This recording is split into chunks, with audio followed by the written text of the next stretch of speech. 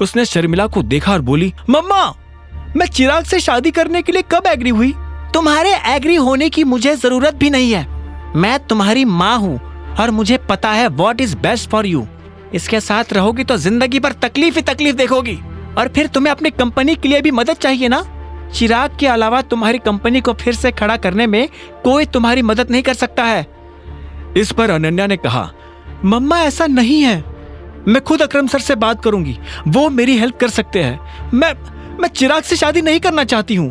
तो क्या तुम जिंदगी भर इस आदमी के साथ रहोगी? हाँ बताओ, शर्मिला ने पूछा। नहीं, मैं इन दोनों में से किसी के साथ नहीं रहना चाहती हूँ, अनन्या ने अकड़ के साथ जवाब दी। तुम्हें अकरम की अकरम सर की मदद किस चीज के लिए चाहिए? अभिनव ने माँ और बेटी की बातों के बीच में आकर पूछा। शर्मिला क्या कह रही थी उससे अभिनव को मतलब नहीं था, लेकिन अकरम का नाम सुनकर वो समझ गया था कि वो अनन्या की मदद कर सकता है। जैसे अभिनव ने इतना कहा तो अनन्या और शर्मिला अभिनव को देखने लगे, लेकिन दोनों ने उसे जवाब नहीं दिया। इतने में राजीव बोला, अनन्या को अपनी कंपनी को फिर से खड़ा करने के लिए कुछ पैसों की जरूरत है। इसके जितने भी शेयर होल्डर्स थे उन्होंने अपने हाथ पीछे खींच लिए हैं। अरे तुम क्यों ये सब इससे बताकर अपना टाइम वेस्ट कर रहे हो? इस प्रॉब्लम में ये क्या कर लेगा? जाकर उन शेयर होल्डर्स की भी वैसे ही पिटाई करेगा जैसे उस लड़के की कर रहा था। शर्मिला ने अभिनव को और सुनाते हुए कहा और आगे बोली, तुम मेरी बेटी का पति बनकर ज्यादा दिन तक नहीं रहने वाले हो। अगर इसने चिराग से शादी नहीं की तो मैं इसके लिए उससे भी बढ़िया लड़का लेकर आऊंगी, पर यू नेवर। इतना कहकर शर्मिला अपने कमरे में चली गई। राजू ने भी फोन उठाया और अंदर चला गया। उन दोनों के जाते ही अभिनव ने गहरी सांस ली और अनन्या की तरफ देखते हुए बोला, तुम्हें कितने पैसों की जरूरत है? एके लिमिटेड के साथ पार्टनरशिप की जा सकती है, लेकिन अकरम सर कभी इस चीज के लिए राजी नहीं होंगे क्योंकि इसमें उनका कोई फायदा नहीं है, अनन्या ने ठंडे सुर में कहा। उसकी नजर में अभिनव इस दुनिया का आखिरी इंसान था जिससे वो इस बारे में बात करना चाहती हो। अभिनव ने धीरे से कहा, ठीक है, मैं तुम्हारी मदद करूंगा। अनन्या ने यह सुनते उसे ध्यान से देखा और बोली, तुमसे एक चीज शेयर करूं? I hate you. और आज जो तुम करके आए हो ना, उसके बाद तो I hate you a lot. अगर तुम ये सोच रहे हो कि ये मदद नाम का लॉलीपॉप मेरे हाथ में पकड़ाकर तुम मेरी नजर में सही साबित हो जाओगे तो तुम गलत हो। तुम अपने पैसों से एक सूट तो खरीद नहीं सकते, मेरी क्या मदद करोगे? फिर भी if you want to help me then please get out of my life right now. Ananya मेरी बात तो सुनो, अगर एक बार और मेरा नाम लिया तो मैं पुलिस बुला लूंगी। इतना कहकर अनन्या ने गुस्से में अपना फोन उठाया और अपने कमरे की तरफ बढ़ने लगी।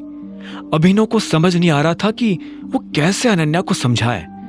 उसने गहरी सांस ली और हिम्मत करके उसके पीछे जाने लगा। उसने कहा, मैं मजाक नहीं कर रहा हूं, तुम जिस प्रॉब्लम से डील कर रही हो उसमें मैं तुम्हारी मदद कर सकता हूं। यह सुनते ही अनन्या ने चिल्लाते हुए कहा, बकवास करना बंद करो अभिनव, इनफ, तुम कुछ नहीं कर सकते हो। Ananya trust me, I have a job. मैं अकरम सर की कंपनी में मैनेजर की पोस्ट पर काम कर रहा हूं, अभिनव ने आखिर में कहा। यह सुनते ही अनन्या को हंसी आ गई और वो बोली, ओह अच्छा, तो तुम्हें क्या लगता है कि तुम्हारी पोजीशन परमानेंट है? हो सकता है कि आज अकरम सर तुम्हारे ऊपर तरस खा रहे हो, लेकिन कल वो तुम्हें लात मारकर बाहर भी कर सकते हैं। तुम और तुम्हारे जैसे हजारों लोग उसके लिए कुछ भी नहीं है, समझे? इतना लताड़ने के बाद अनन्या अपने कमरे में गई और दरवाजा बंद कर दिया। अभिनव फिर से उसके कमरे के बाहर खड़ा का खड़ा रह गया था। तभी उसके फोन पर एक मैसेज आया। अभिनव ने फोन खोलकर देखा तो पाया ये मैसेज उसके क्लासमेट हरीश का था, वही हरीश जो उसके साथ डिलीवरी कंपनी में जॉब करता था। उस मैसेज में लिखा था, कल शाम को रीयूनियन है, दिए हुए पते पर टाइम से पहुंच जाना। अभिनव जब कॉलेज में पढ़ता था तो सब उसकी गरीबी का मजाक उड़ाते थे। इतने में उसका फोन बज उठा। उसने देखा कि अकरम का फोन था। हेलो टाइगर, मेरी जेनी से बात हो गई थी, तुमने जो कहा है वो हो जाएगा। साथ ही तुम्हारा जो वीडियो इंटरनेट पर वायरल हो रहा है, मैंने उससे हटवाने के लिए बात कर ली है। अभी थोड़ी देर में वीडियो सभी जगह से गायब हो जाएगा। थैंक यू अकरम। और हाँ, मैंने अपना मन बदल लिया है। मुझे तुम मैनेजर से नीचे वाली कोई पोस्ट देना। क्यों? अकरम, असल में मुझे तुम्हारी मदद की जरूरत है। अनन्या किसी प्रॉब्लम में फंसी हुई है और तुम ही उसे निकाल सकते हो। मैं यह भी नहीं चाहता हूं कि अनन्या और उसके परिवार को पता चले कि मैं कौन हूं।